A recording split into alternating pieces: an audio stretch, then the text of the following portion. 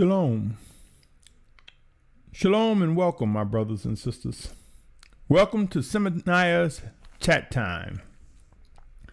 This is the third installment to Symmanayahs.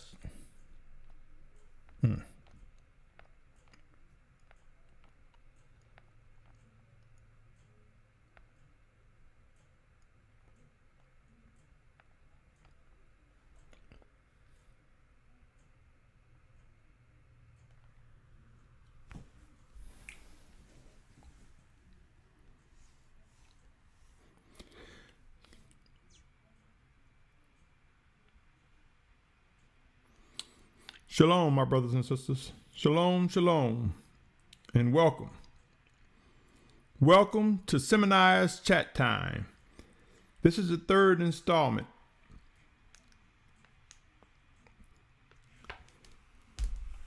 Though these are pretty much random events, random times, my brothers and sisters, I submit to you, they are recorded, and I will also upload them onto YouTube.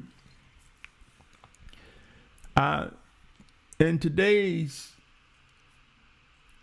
chat time, I've entitled this Drawing Power, Set-apart Spirit versus Garments. Set-apart Spirit versus Garments. Shalom. And welcome. I just started, and I call this here segment Drawing Power, Set-apart Spirit versus Garments. And you know, one of the things that is critical as we are awakening, as people are awakening to the truth, we see that there are many what some would call Hebrew camps or fellowships or groups. And there seems to be a proliferation of individuals that believe they need to have a certain type of garment. We see people with flashy garments with Yahuwah's name in various Hebrew, whether it be Paleo or modern Hebrew. We see Yahuwah's name or Yahusha's name on the garment. Or we see a Menorah, the seven prong candlestick on the garment. And some will even have a lion. I have no qualms with the lion. But if we considered these garments, for some reason within my spirit, as I look at these different camps and see the different so-called individuals wearing so-called Hebrew garb, I can't find myself to be at shalom or at peace, because it's almost as though I hear the people who do not have that connection, who don't have that hookup, or who do not have that or do not have the resources that desire to have these so-called Hebrew garments that look beautiful, so to speak. Am I attacking wearing Hebrew garbs? Truth be told, yes. We are in end times. There are some critical things and there's much work to be done. How much time do you think is spent on people saying, oh wow, I wish I had that top, that dress, that garment? Oh, who did that for you? Talking about it, complimenting it.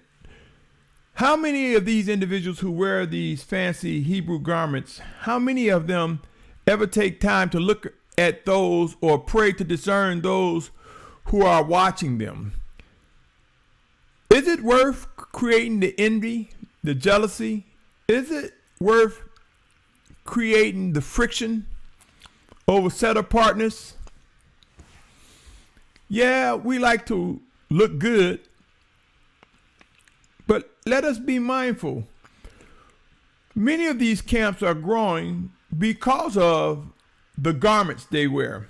I've even heard somebody say they joined this camp because they like their Hebrew garbs. And many of them have created garments that they're treating as uniforms or military style uniforms. And you know, each of us know whether or not this creates a problem as we desire to grow in unity as a set-apart people. I want to share some scriptures.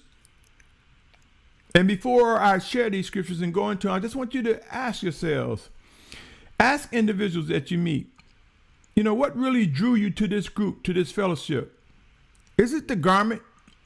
Is it the outward appearance of the group? Is it because one seems to be more polished than the other? Is it because they're larger in numbers and they look good?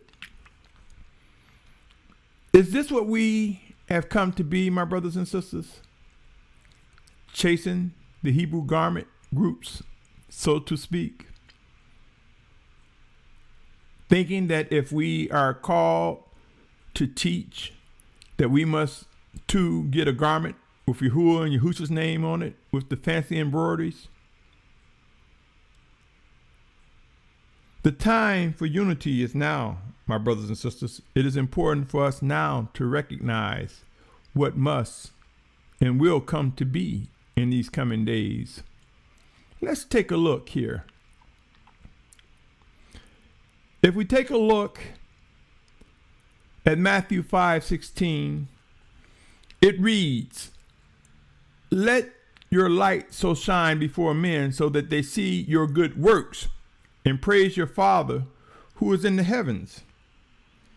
And I say to you, my brothers and sisters, good works. Are good works about Hebrew garments? Or is it about showing love and compassion, being firm and standing strong in set apartness, making known the good news of our Mashyach Yahusha? John 3:3, allow me to read that. Yahusha answered and said to him, "Truly, truly, I say unto you, unless one is born from above, he is unable to see the reign of Elohim." To see is to seeing the reign of the Most High about Hebrew garments. Or is it about seeing us demonstrate the ways and precepts of set-apartness? Let me move on to the next slide.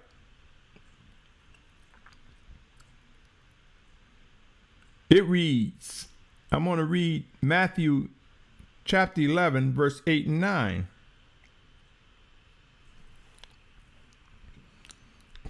Shalom, shalom, and welcome. Matthew chapter 11, verse 8 and 9 reads as follows. But what did you go out to see? A man dressed in soft garments? Look, those wearing soft garments are in the houses of sovereigns. But what did you go out to see? A prophet? Yes, I say to you, and more than a prophet. What are we going out to see, my brothers and sisters?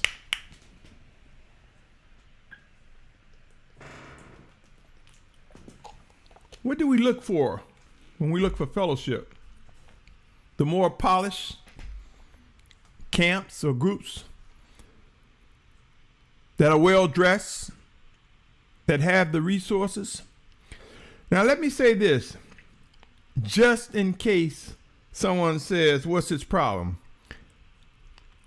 He probably can't afford it. I can afford to get embroidered garments if I believe that's what I was directed to. I have the resources, and I say hallelujah and thank you. I have the resources. If that's what I was directed to do, I have the resources. Not only that, I understand the dynamics and know and have been trained on digitizing as it relates to embroidery. So I could do it myself if I wanted to. But keep in mind, when we start talking about obey the 10 commandments, we are told not to use anything from above. we're not supposed to have trinkets with Yahuwah's name on it. We're not supposed to have garment with Yahuwah and Yahusha's name on it, or the Menorah. Search the 10 Commandments, and you'll find within them something that tells us to avoid such. Does that make one set apart because they have garments? And keep in mind, we have people that will say that helped me witness to someone. I was able to share the truth and set apartness because the person saw me with my Hebrew garb on, or with my hat, or my mitre, or my turban on, or they saw me with my necklace with the 10 Commandments on it. You know, my brothers and sisters, among the individuals who believe the cross is the symbol of set apartness, we see where that has been grown to an extent where people think by just showing the cross that'll chase away evil spirits and so forth. By showing the cross, that means I'm saved and sanctified, or I'm saved and so forth. Just as that is wicked and wrong, and there was no cross, our Mashyach was sacrificed on a tree, we see people starting to wear 10 Commandments around their neck, or Yahuwah's name, or Yahusha's name on their neck, tattoos with Yahuwah's name or Yahusha's name, Menorah, the Menorah.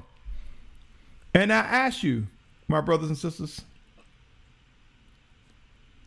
does this make one who demonstrates such practice more set apart than one who seeks to do the will of the Almighty Father?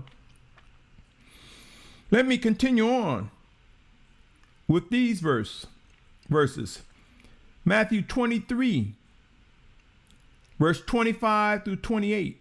It reads, "Woe to you, scribes and Pharisees, hypocrites, because you clean the outside of the cup and dish, but inside they are filled with plunder and unrighteousness.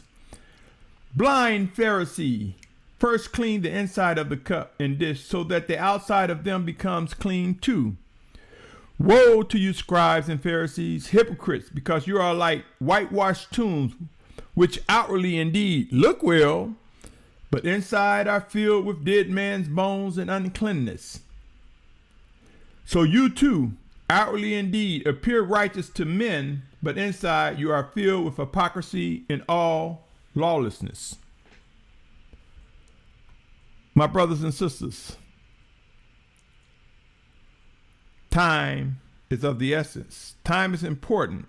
It is important that we grow to know what is expected of us as we move forward, as we prepare for a final exodus, as we prepare for our final days.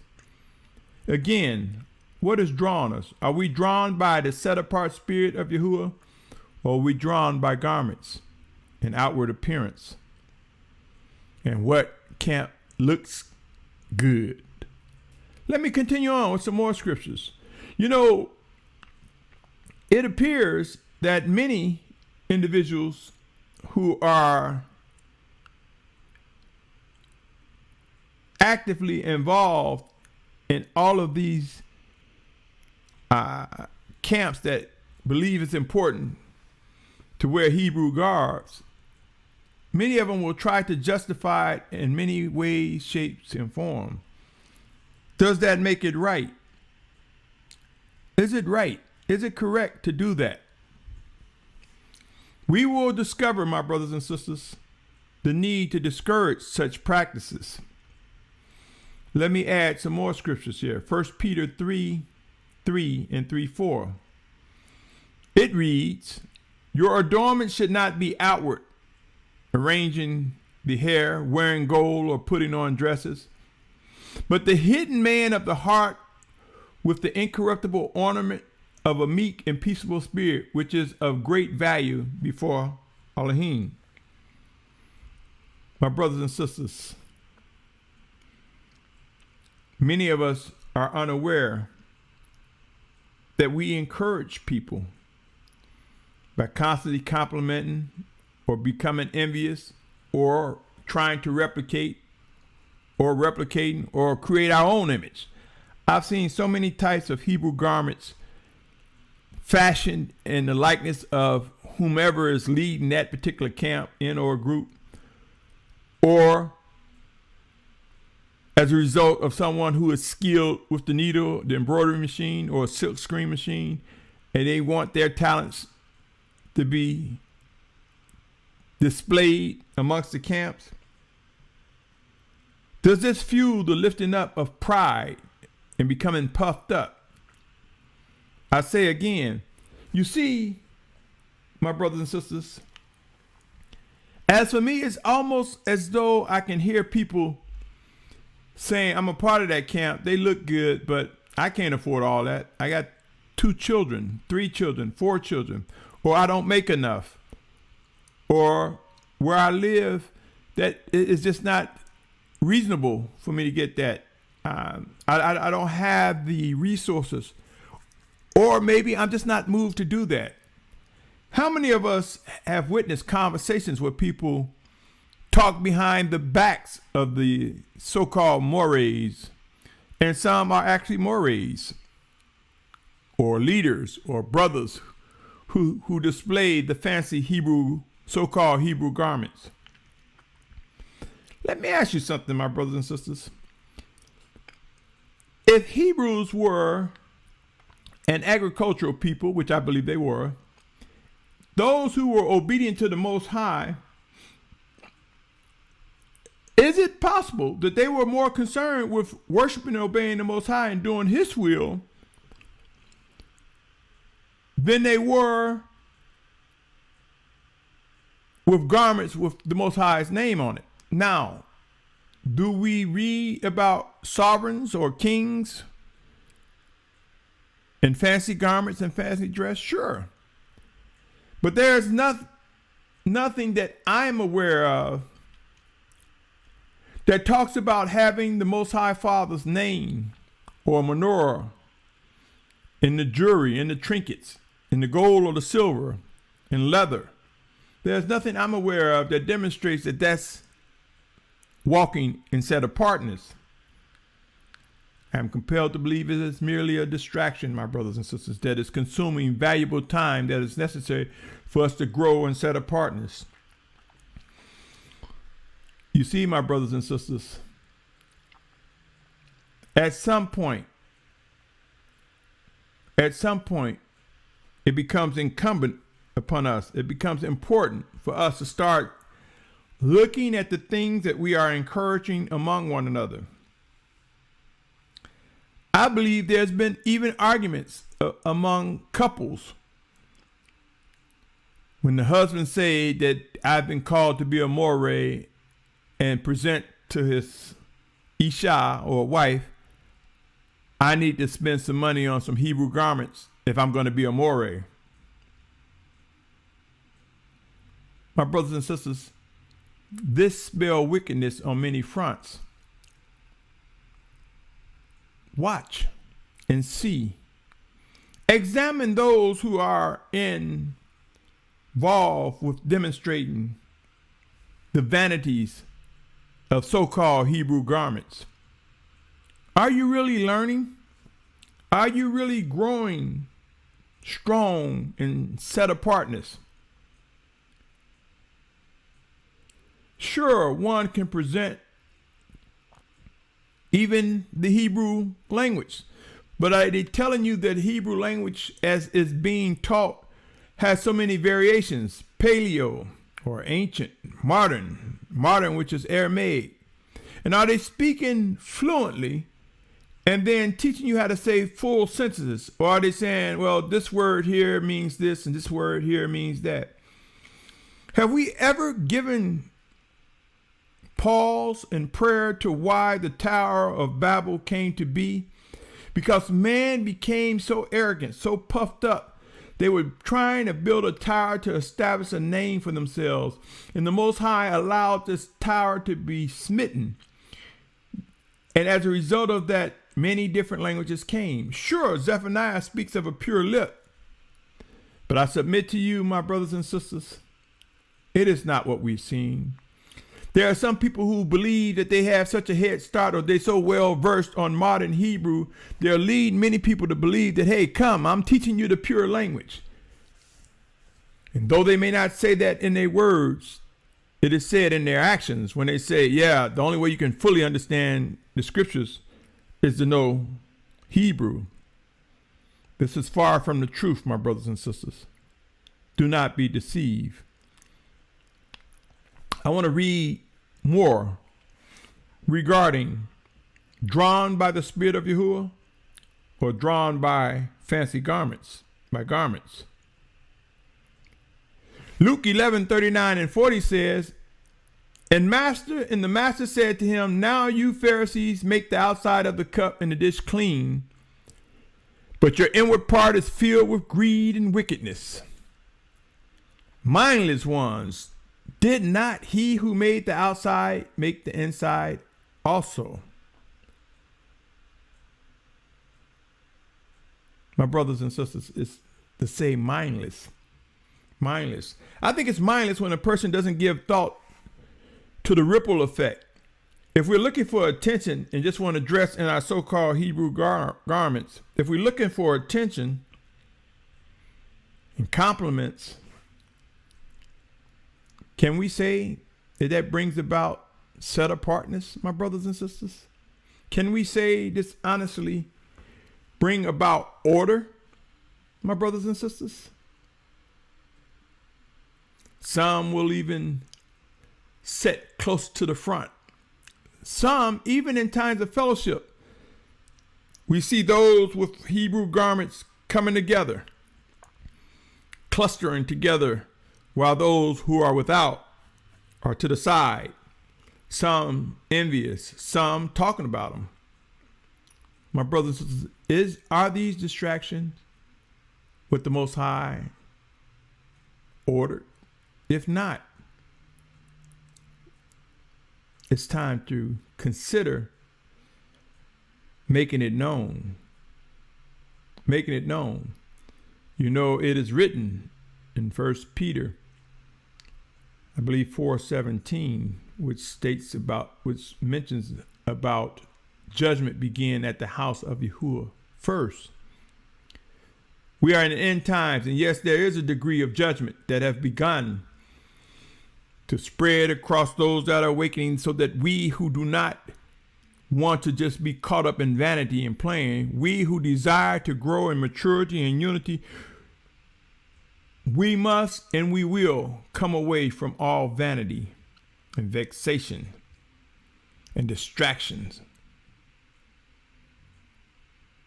My brothers and sisters, are there mindless ones before us, disregarding passages of scriptures, doing as the heathen, the practices of those who are more caught up in religious gatherings? Let me read two more, my brothers and sisters. John 9:39 states these words, And Yahusha said, For judgment I have come into this world, that those not seeing might see, and those seeing might become blind. I submit to you, if you look around, there are individuals who cannot see the error among the religious. They cannot see the error among brothers that are doing things that are distraction from set-apartness. But those who cannot see, we will begin to see by the power and might of the Almighty Father. And it says here, and those seeing might become blind. Those who see what they're doing, but not seeking to do what is right, would become blind. So in other words, there are those where things are made known regarding set-apartness, but in their self-indulging behaviors, they become blind to what is right. 2 Corinthians 4:16 states, "Therefore we do not lose heart, but even if our outward man is perishing, the inward man is being renewed day by day." I say this to say, my brothers and sisters, Yasharal will come together. We will come together. We will come to realize what is expected of us. We will come to move away from the vanity, from competing with each other on so-called looks as it relates to Hebrew garments. We will grow to know what the living word, the written and living word, has to say about the forging together of an awakening nation. Think on these, my brothers and sisters. Think on where we're spending our time, how we're spending our time, and let us begin to examine what is the drawing power. What is a reflection of John 6:44 and John 12:32 as it relates to the drawing power of the Almighty Father? What is the life saying? And is there really a place for continued vanity, continued disregard to the commandments by wearing garments with Yahuah and Yahusha's name on it, by wearing tattoos or jewelry with Yahuah or Yahusha's name on it? My brothers and sisters, sooner or later, and I think by the promises made by the Most High, we will come to see what is indeed correct because he promised discipline. I use the word refinement oftentimes as another word for discipline. And it is my belief, O Yasharal, that the Most High Father, as he refine us, that we will indeed grow strong and know what to come away from and what we must do. Consider these words when you think about garments with Yahuwah's name. Exodus 20th chapter, verse 4. Exodus 20th chapter, verse 4. It says, "You do not make for yourself a carved image or any likeness of that which is in the heavens above, or which is in the earth beneath, or which is in the waters under the earth." My brothers and sisters, do not make yourself carved images. You see, so many times people think by showing images that we're supposed to give penance to the images that they display. And I think not. Will this trigger fallout, an attack? Probably so. I'm not here to debate it one way or another. But I am saying if you're seeking to pursue what is right, what is set apart, sure, have good hygiene, but consider this. Consider this, my brothers and sisters. If you want to have a garment that's set apart, why not consider white robes? Why not consider this? And you might say, well, why white robes? And I submit to you, my brothers and sisters, if you look in Revelation, let's see here. Bear with me a second. I want to, in Revelation, we give an example. We hear this mentioned about white robes. Revelation 3:5 say, "He who overcomes shall be dressed in white robes. And I shall by no means blot out his name from the book of life, but I shall confess his name before my Father and before his messengers." That was Revelation 3:5. Revelation 4:4 says, "And around the throne were 24 thrones, And the thrones I saw 24 elders sitting dressed in white robes, and they had crowns of gold on their heads. Revelation 7:9 says, after this I looked and saw a great crowd which no one was able to count, out of all nations, tribes, and peoples and tongues, standing before the throne and before the Lamb, dressed in white robes, and palm branches in their hands. That was Revelation 7:9. Revelation 7:13 says, and one of the elders responded, saying to me, who are these dressed in white robes, and where did they come from? And 14, Revelation 7,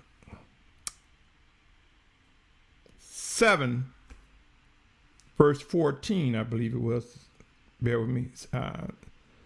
Goes on to say, and I said to him, Master, you know, and he said to me, these are those coming out of the great distress, having washed their robes and made them white in the blood of the Lamb. I submit to you, my brothers and sisters, can you wear a white robe? Could it be that if we want to be in a uniform, uniting way and want to present ourselves in set apartness, why not wear white robes without the images, the carved images, the drawn images? Why not just be simple with the white robes? Can you wear a white robe? Do you think this is not an issue? Look around. Start discussing the whole matter of Hebrew garments. Do you think it's good? Do you want it? Is that something you desire? And how much time and energy? Well, my brothers and sisters, I will end here. I know it may sound like a broken record. It may sound like I've just been repetitive. But keep in mind that even when alarms go off, they make the same sound over and over and over until it's not needed.